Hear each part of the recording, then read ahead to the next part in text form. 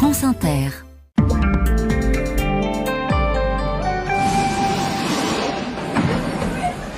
Et nous sommes d'abord au Soudan, Kevin, avec le bruit là qu'on entend des frappes aériennes sur Khartoum. Oui, c'était hier un marché à ciel ouvert au sud de la capitale soudanaise, touché par un raid aérien. Au moins 46 personnes sont mortes, 70 sont blessées. C'est l'une des frappes les plus meurtrières pour les civils depuis le début de la guerre interne qui oppose l'armée du général Al-Bourhan aux forces de soutien rapide, les FSR du général Hamdan Daglo. Ça a commencé le 15 avril. Selon un groupe pro-démocratie sur place, ce sont des avions militaires qui ont mené cette frappe. Seul le camp d'Al-Bourhan en dispose via l'agence de presse officielle du pays. L'armée pourtant dément être à l'origine de ces bombardements.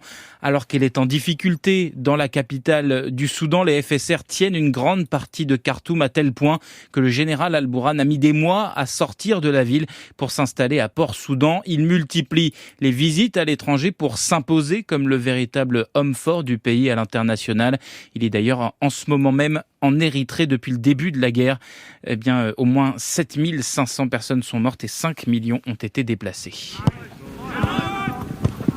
Voilà, un terrain de foot a priori comme les autres, mais nous sommes là au Pakistan, Kevin. Oui, un terrain de foot que 6 joueurs d'une équipe amateur n'ont pas pu rejoindre ce week-end parce qu'ils ont été enlevés. Ça s'est passé samedi dans le sud-ouest du pays, dans la province du Baloutchistan, dont ils sont tous originaires.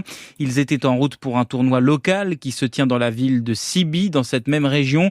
Leur véhicule aurait été intercepté par des hommes armés.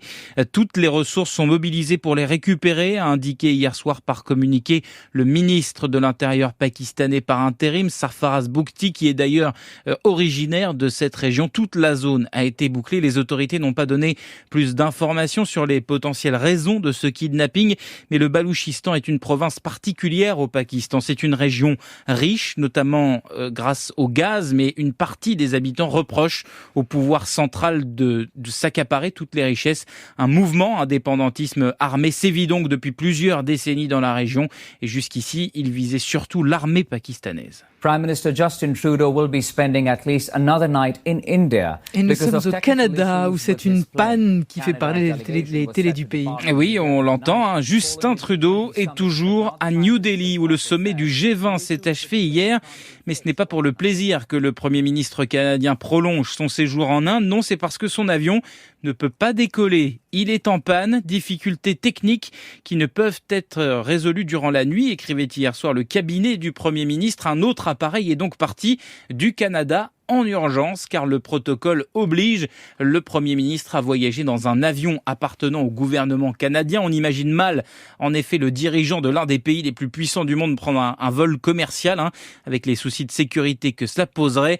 Et selon nos amis et confrères de Radio-Canada ce soir, il ne devrait pas quitter l'Inde avant demain après-midi. Eh bien, dites-moi, Kevin Dufraîche, merci beaucoup. Vous revenez demain.